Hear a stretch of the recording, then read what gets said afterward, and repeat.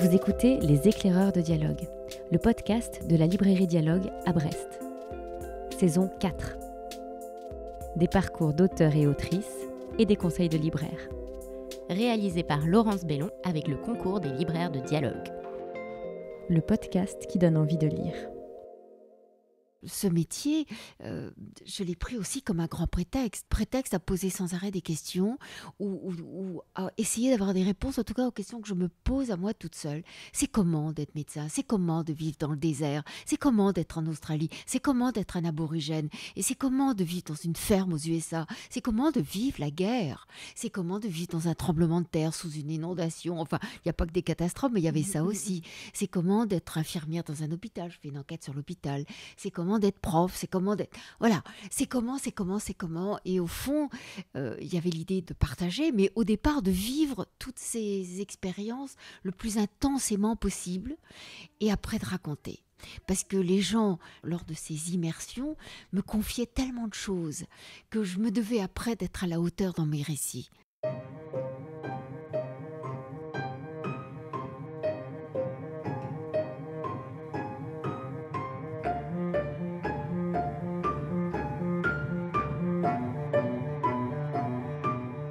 C'est avec une passion contagieuse qu'Annick Cogent embrasse le métier de journaliste. Grand reporter au journal Le Monde, lauréate du prix Albert Londres en 1996 pour une série de reportages sur les mémoires de la Shoah, autrice de plusieurs ouvrages qui mettent en lumière des vies de femmes et d'hommes qui font face à l'adversité et forcent l'admiration. Son parcours est inspirant, son engagement constant, son attention à l'écriture fondamentale. Annick Cogent est l'invitée de notre podcast Les Éclaireurs de Dialogue pour un double épisode à la découverte de son parcours et de ses livres. Et dans ce premier épisode, nous parlons de son métier de journaliste, d'écriture et de l'art de l'interview, en partant d'une phrase qui lui est chère « Je ne serais pas arrivée là si ». Bonjour Annick Cogent et merci beaucoup de votre venue à notre micro des Éclaireurs de Dialogue. Vous venez de publier Nous y étions aux éditions Grasset, un recueil de témoignages bouleversants de 18 vétérans qui retracent heure par heure le D-Day. Et c'est à cette occasion que nous vous accueillons à la librairie Dialogue. Et c'est un livre qui s'inscrit dans la lignée de votre parcours de journaliste et grand reporter au journal Le Monde, à la fois femme de terrain et intervieweuse hors pair. C'est gentil. Alors, vous avez publié de nombreux ouvrages et parmi ceux-ci, deux ont presque le même titre.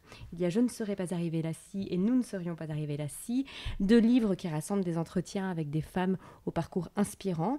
Entretiens qui débutent tous par cette phrase « Je ne serais pas arrivée là si », un merveilleux sésame pour s'interroger sur les ressorts de l'âme. Et lorsqu'on se plonge dans ces entretiens, on découvre que la réponse à cette première question est bien souvent familiale et liée à l'enfance. Alors, pour commencer, est-ce que vous accepteriez de nous parler de votre enfance qui s'est déroulée non loin d'ici, en Finistère, et des graines qui y ont été semées et vous ont mené vers ce métier de journaliste que vous aimez passionnément? Oh là là, c'est un retour en arrière, en effet. Même si, venant à Brest, évidemment, ça me fait quelque chose. Et venant en train depuis Paris, je suis passée sur le viaduc de Morlaix. Et forcément, it rings a bell, comme diraient les anglo-saxons. Mais oui, ça me rappelle beaucoup de choses. Ça me rappelle mon enfance. D'abord, je suis née à Brest. Bon, c'était simplement parce que la clinique était à Brest. Mes parents, à ce moment-là, habitaient dans le petit village de Comana, dans les Monts d'Arrée, où mon père était notaire, un petit notaire de campagne. Et ma mère l'avait rencontré aussi en Bretagne, où elle passait toutes ses vacances, même si elle habitait à Caen. Elle n'était pas normande, elle était bretonne. Ils avaient immigré, il paraît, j'ai su très tardivement qu'ils avaient hésité entre la Normandie et New York. Bon, famille très nombreuse, etc. Ils sont arrivés en Normandie et c'est comme ça qu'elle se trouvait à Caen, petite fille, 13 ans, sous les bombes du D-Day, du 6 juin 1944. Voilà. Mais entre-temps, en tout cas même pendant ce temps-là, elle passait toutes ses vacances d'été chez ses grands-parents dans les Côtes-d'Armor, donc avec un attachement fondamental à la Bretagne. Elle y a rencontré mon père et donc c'est tout naturellement qu'évidemment ils ont habité en Bretagne, d'abord dans le Finistère d'ailleurs, c'était pas dans les Côtes-d'Armor, Comana, où je suis donc quasiment née, où j'ai fait ma toute petite enfance et on a déménagé à Tollet, autre petit bourg, à côté de Morlaix, l'été de mes 6 ans. Voilà. Et donc, c'est une enfance bretonne, vraiment, dans un petit bourg, c'est-à-dire où il n'y avait pas grand-chose. Je vois maintenant à quel point c'est animé, il y a des associations, il y a plein de clubs, etc. À mon époque, je dois dire qu'il n'y avait rien. Et je m'amusais bien. quand même. J'ai eu une enfance vraiment, je dois dire, très, très heureuse. Des petites graines qu'ont lancé mes parents, qu'ont semé mes parents, mais surtout ma mère, je dois dire, à qui j'avais un lien très, très fort et très joyeux. Parce que c'était quelqu'un d'éminemment joyeux, gentil. C'était la qualité fondamentale, ça nous rasait avec mes frères. Il faut être gentil dans la vie. Oh là là, nous l'as dit 250 000 fois. Mais enfin, oui, c'était fondamental. Et puis surtout, je me rends compte maintenant, on n'analyse pas ça quand on est petit, mais en fait, qu'elle ouvrait grand les horizons. Voilà, c'était pas des paroles, c'était des tas de petites choses. Ça surprend, mais je me suis rappelé d'une phrase il y a pas si longtemps. Et quand je l'ai dit à mes amis, elles sont juste scotchées, mais c'était évident. Je me rappelle petite fille je voulais toujours faire mes devoirs dans la cuisine. Alors ça énervait tout le monde parce que du coup tout le monde me dérangeait, mais en même temps je voulais être au centre de l'activité plutôt que d'aller dans ma chambre. Et je me rappelle de découvrir l'Amérique, évidemment, j'avais beaucoup déjà rêvé à l'Amérique, mais de découvrir le racisme, Martin Luther King, les luttes, les droits civiques, etc. Être très enflammée en disant c'est incroyable, il y a, te rends compte, il y avait la ségrégation, maman, c'est dingue. Et puis il paraît que c'est pas encore juste du tout. Et puis enfin, et je m'enflammais et je vois la silhouette de ma mère qui devait remuer quelque chose, prépare la soupe, enfin vraiment, elle préparait leur repas du soir et sans se retourner, elle me dit si tu n'es pas contente, écris au président. Écris au président. Je me suis dit, c'est tellement incongru. Écris à la Maison Blanche. Et c'était tellement fou parce que je restais scotchée. Et d'ailleurs, je l'ai fait. Après, j'étudiais bien mon anglais. J'étais en 6e, en 5e, donc ça devait être des phrases quand même très très simples. Mais j'ai fait. Et pour elle, c'était... tes responsabilités et ça me montrait l'air de rien parce que c'était pas du tout accompagné de grands discours que oui, t'es concerné, ça t'intéresse, fais quelque chose et puis t'as le droit, t'es une petite fille qui vit dans un petit village de, je sais pas, 3000 habitants, 5000 habitants maxi, et t'as le droit, t'es perdu dans le Finistère, t'as le droit d'écrire à la Maison Blanche pour dire que c'est pas bien, c'est pas juste. Et c'est des petites phrases comme ça. Et je suis sûre que je pourrais en retrouver des tas. Comme ça, l'air de rien, parce qu'elle ne nous donnait pas des discours, il faut faire ça dans la vie, etc. Si, il fallait être gentil, etc. Mais sans ça, non, il n'y avait pas des phrases politiques, d'engagement, etc. Mais je la voyais faire. Elle s'est toujours beaucoup dépensée pour l'Afrique. Elle faisait beaucoup de choses pour le Burkina Faso, puisqu'elle travaillait dans une association. Elle était très impliquée. Donc on avait du mal à garer nos petits vélos dans le garage parce qu'il y avait toujours des tas de cartons pour l'Afrique, pour des machines à laver, etc. Enfin bref, pour des clubs de femmes en Afrique. Enfin. Donc elle était très engagée, c'est pas du tout, faudra faire ça dans la vie, les enfants. Mais c'était en tout cas une ouverture et vous êtes concernés, vous avez le droit, elle disait pas le devoir, mais le seul fait d'avoir le droit, mine de rien, il faut aussi penser qu'on a peut-être des devoirs, à nous intéresser au monde, à la marche du monde, au tumulte du monde, et puis qu'on a le droit non seulement de s'y intéresser, mais peut-être d'en prendre part, en tout cas rien n'est fermé. Vous ferez ce que vous voudrez dans la vie. Et les rêves très larges, plus on rêve large, plus on a de chances de les accomplir. Vous êtes donc ensuite entré au journal Le Monde en 1981. Mmh. Vous êtes devenu grand reporter et vous avez parcouru le monde pour nous le raconter avec une curiosité insatiable et toujours renouvelée. Alors la curiosité, est-ce que c'est le trait de caractère essentiel pour embrasser ce métier de reporter ? Comment est-ce qu'on la cultive ? Quelle chance ! Il n'y a pas besoin de la cultiver. Si on est curieux, voilà. Et donc on pose une question et on pourrait toujours, à chaque phrase que nous dit quelqu'un, on peut toujours dire pourquoi ? Et pourquoi ? Et pourquoi ? Et pourquoi c'est comme ça ? Et pourquoi t'as fait ça ? Et pourquoi ? Et c'est comment ? Et au fond, être journaliste, c'était évidemment un rêve pour moi, parce que je ne connaissais pas de journaliste à Tolé, on n'en rencontrait pas. À Morlaix, il fallait aller au Télégramme. Dire, mes premiers articles, je les ai faits à 20 ans, en rentrant d'un voyage en Amérique pour le Télégramme. J'étais tellement fière, et ça s'appelait « Une Tolésienne aux USA ». Bon, donc 4 pages, waouh, oh là là, je crois que j'ai pas eu de plus grande joie d'ailleurs en voyant publier un article. Et donc évidemment j'étais curieuse, mais surtout je pense que ce métier, je l'ai pris aussi comme un grand prétexte, prétexte à poser sans arrêt des questions, à essayer d'avoir des réponses en tout cas aux questions que je me pose à moi toute seule. C'est comment d'être médecin, c'est comment de vivre dans le désert, c'est comment d'être en Australie, c'est comment d'être un aborigène, et c'est comment de vivre dans une ferme aux USA, c'est comment de vivre vivre la guerre. C'est comment de vivre dans un tremblement de terre, sous une inondation. Enfin, il n'y a pas que des catastrophes, mais il y avait ça aussi. C'est comment d'être infirmière dans un hôpital. Je fais une enquête sur l'hôpital. C'est comment d'être prof. C'est comment d'être... Voilà. C'est comment. Et au fond, il y avait l'idée de partager, mais au départ, de vivre toutes ces expériences le plus intensément possible et après de raconter. Parce que les gens, lors de ces immersions, me confiaient tellement de choses que je me devais après d'être à la hauteur dans mes récits. D'où des angoisses épouvantables, parce que ça, alors là, je sais pas, c'est pas de pire en pire. En tout cas, ça s'améliore pas, ça se calme pas, mais des angoisses d'écriture terribles parce que je dois être à la hauteur de tout ce que j'ai vécu, de tout ce que l'on m'a dit, de toutes ces souffrances souvent, parce que je suis souvent allée comme dans des endroits, des zones où on vivait des choses terribles, et les gens me racontaient, ou en tout cas dans leurs yeux, je voyais qu'ils se disaient on vous a montré, soyez fidèles. Et je me devais d'être fidèle. Et surtout, c'est ça qui me passionne quand même, au fond. C'est que je veux absolument, alors on pourrait dire c'est de l'orgueil, mais je crois, moi, que c'est de l'ambition. Je ne veux pas imaginer qu'on sorte de mes articles indifférents. Voilà. Si on en sort indifférent, je m'en fous de ce sujet-là. Ah, mais j'en serais malade. Ça veut dire que j'ai raté. Je veux absolument qu'on sorte de mes articles. Alors, quelquefois, je voudrais dire transformer, mais faut quand même pas exagérer quand même dans mon ambition. Mais en tout cas, je voudrais qu'on se sente concerné et qu'on puisse plus être indifférent au sujet dont j'ai parlé. Ça peut plus être possible. C'est-à-dire que si je suis au Kosovo et que je raconte, le Kosovo, les gens ne savent même pas trop très bien où le situer, donc on peut être un peu indifférent à ce que vivent les Kosovars. Et je voudrais que celui qui a commencé mon article d'abord, s'il commence le premier paragraphe, il a jusqu'au bout, même si ça fait 1 page ou 2 pages.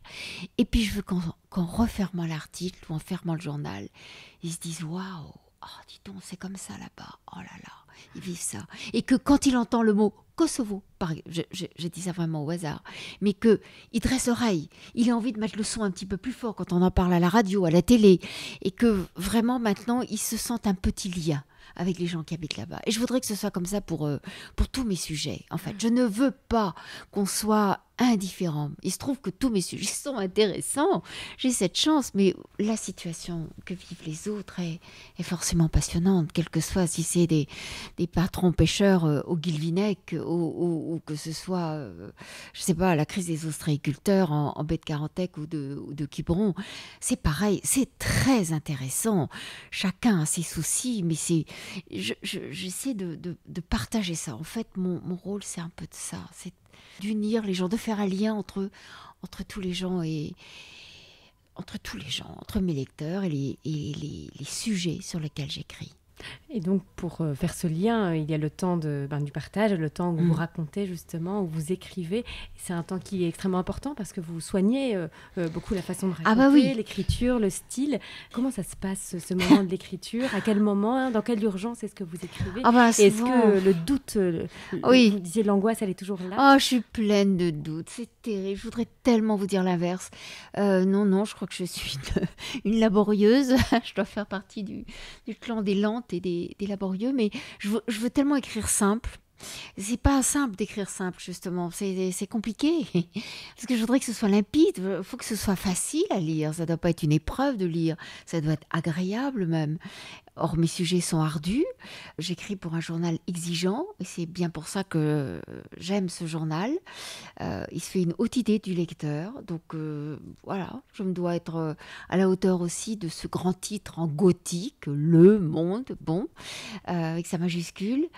Et donc, je dois être à la hauteur des gens qui m'ont confié des choses. Je dois être rigoureuse, je dois être passionnante, je dois prendre les gens par la main, je dois être pédagogue, je dois donner le maximum d'informations.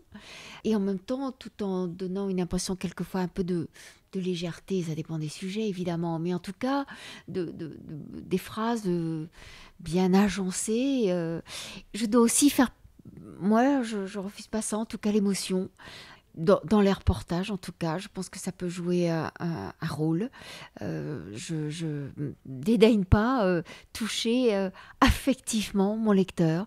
Et donc, ça veut dire, oui, soigner l'écriture, parce que si j'avais un micro, comme vous avez là, on entendrait ma voix, on entendrait mon entrain, on entendrait mes hésitations, mon souffle, et rien que par ça, des choses passent, même si je bafouille, c'est pas très grave, parce que on voit que j'y crois. Enfin, il y a peut-être un allant, il y a quelque chose comme ça qui passe par la voix et le rythme des phrases. Bon, si on voyait la télévision, on verrait mon regard, peut-être qu'il peut s'embuer à certains moments, peut-être peut y avoir une hésitation, je laisse un silence et le silence est éloquent.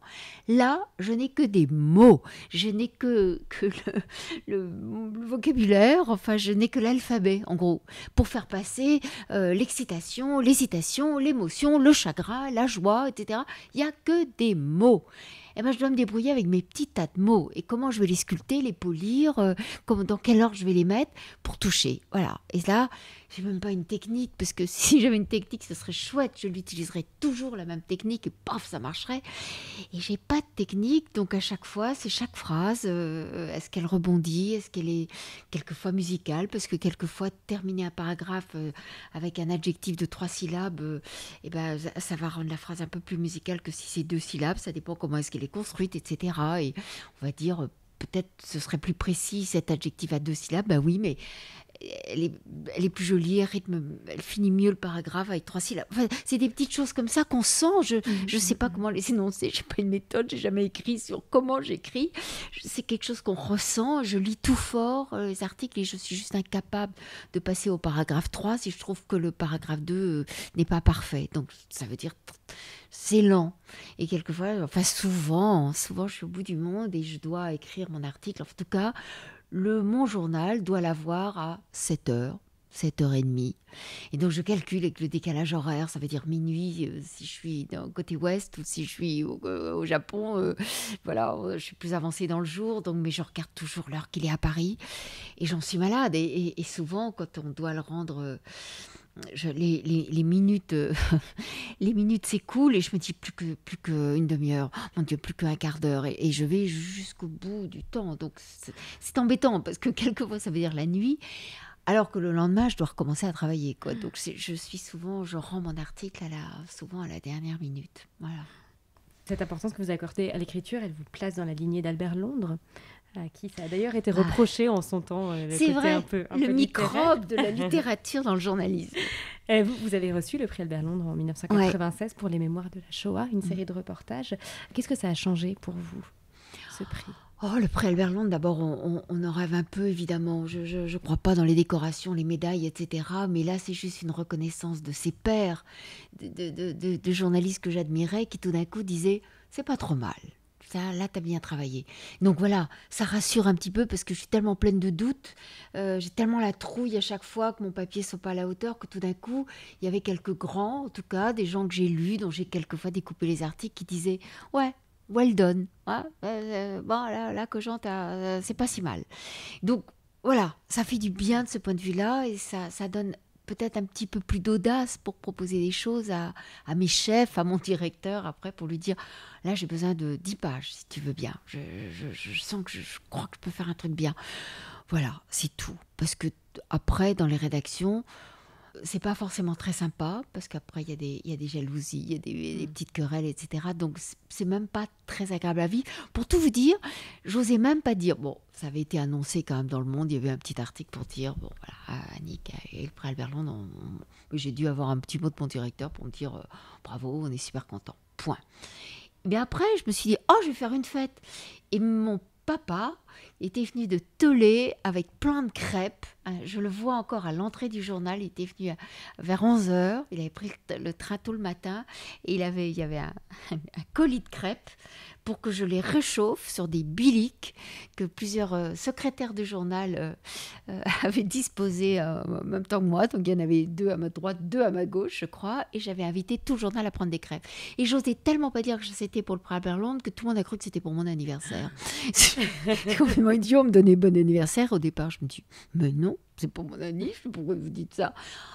Bon, je crois que c'était pour ça. Eh ben, j'osais même pas dire que c'était pour mon prix Albert Londres. C'est vous dire que j'avais tellement peur de rouler des mécaniques. Non, mais ça donne un peu plus d'assurance. Voilà. Et tout d'un coup, on se dit, ils m'ont accepté dans leur club. Donc je vais dans la bonne direction. Voilà. Et puis Albert Londres, ouais, c'est un nom qui claquait. Je l'avais lu aussi. Et puis c'était pas un orgueilleux, c'était un modeste aussi. Donc voilà quoi. Et puis surtout, non, ce que je voudrais dire est quand après je suis devenue présidente du prix Albert Londres justement pendant 10 ans, et je le décernais à des jeunes gens parce que il faut avoir moins de 40 ans.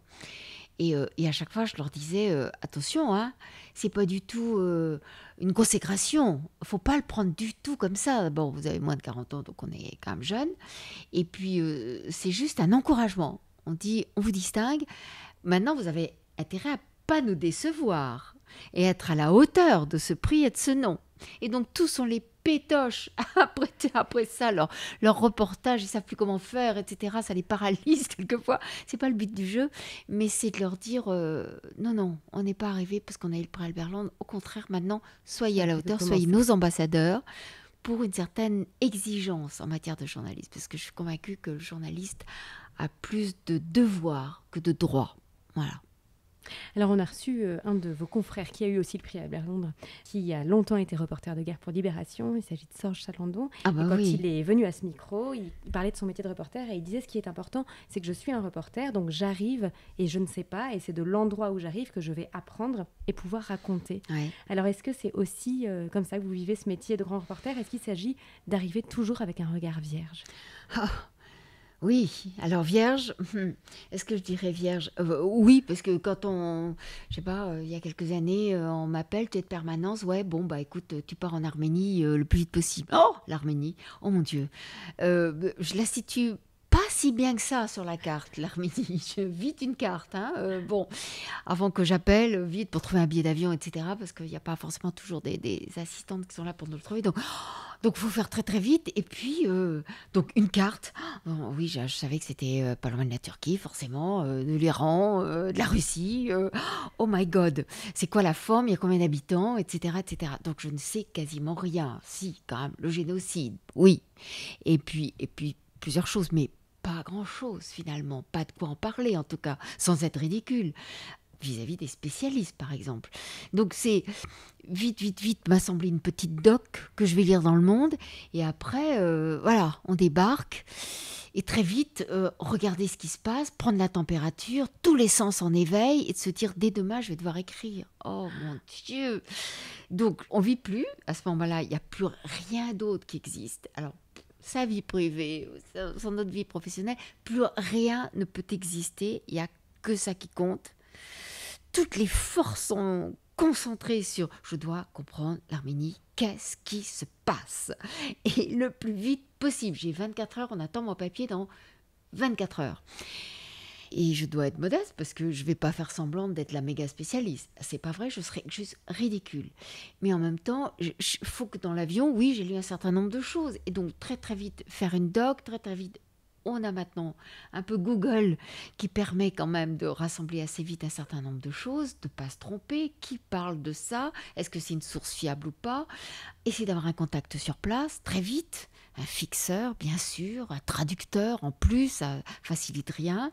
Me déplacer comment? Où est le point important? Est-ce que ça se passe le soir? Est-ce que c'est à Erevan, la ville la plus importante, enfin la capitale? Ou est-ce qu'il y a un révolutionnaire, paraît-il, qui ameute les foules? Est-ce qu'il est à Erevan? Est-ce qu'il est un peu plus loin? Oh mon Dieu, est-ce que je peux louer une voiture? Enfin bon, voilà, c'est typique. Ou bien, si on m'a réveillée une fois un matin très tôt en disant « Cuba !»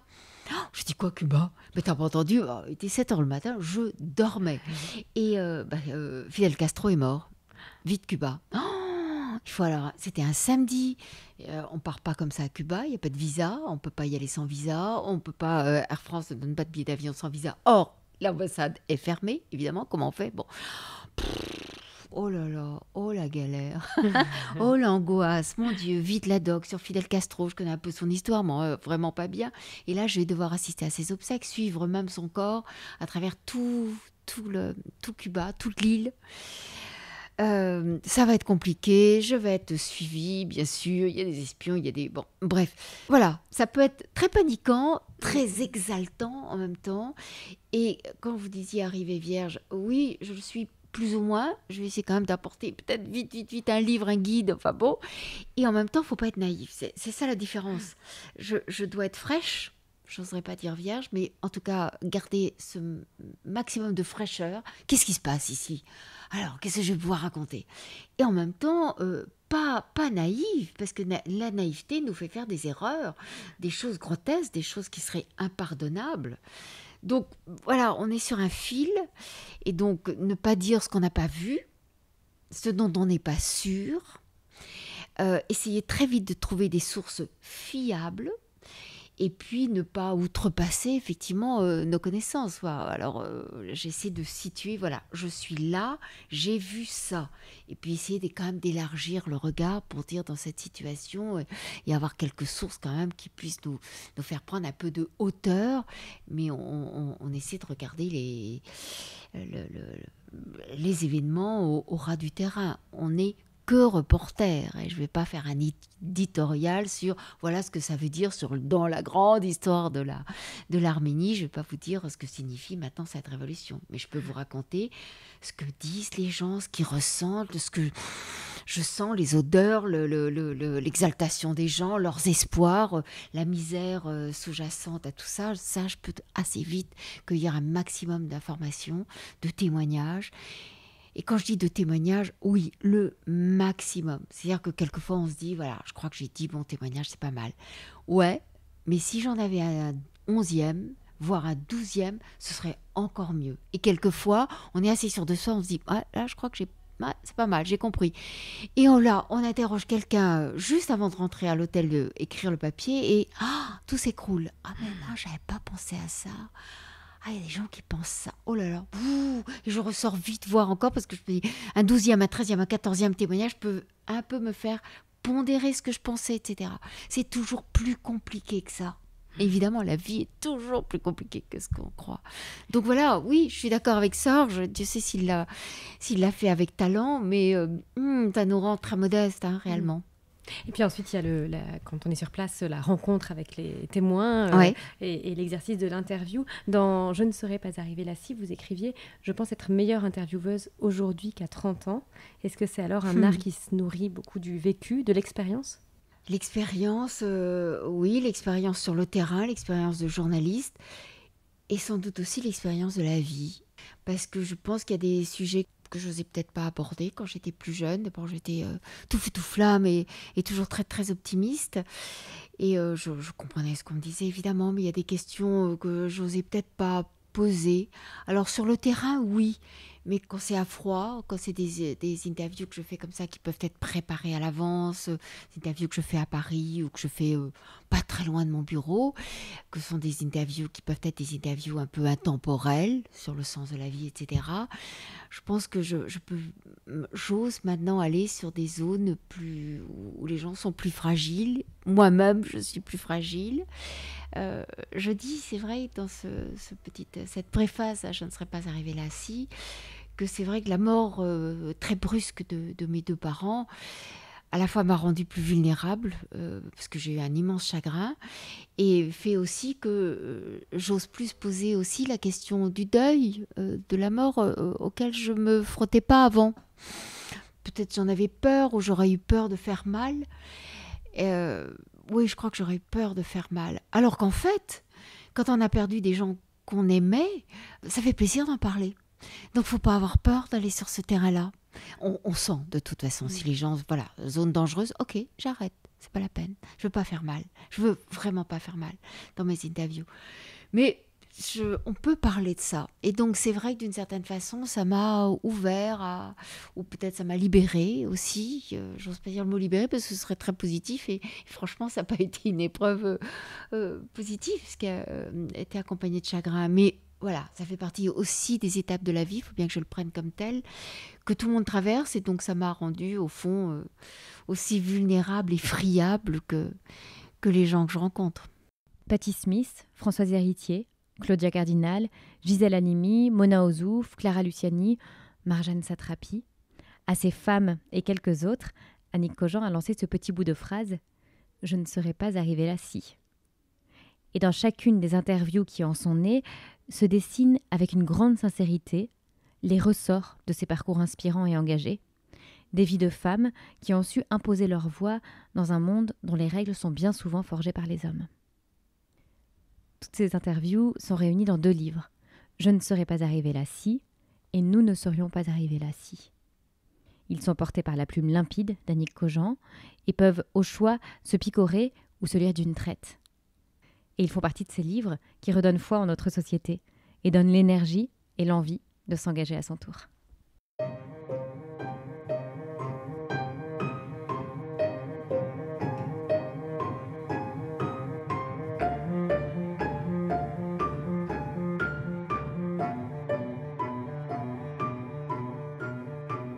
C'est la fin de ce premier épisode des Éclaireurs de dialogue avec Annick Cogent. Dans le 2e, nous parlerons d'engagement féministe, de son ouvrage Les proies, plongée glaçante dans le harem de Kadhafi, et de ses rencontres passionnantes et émouvantes avec les vétérans du débarquement. Nous vous donnons rendez-vous le mercredi 30 octobre pour le découvrir.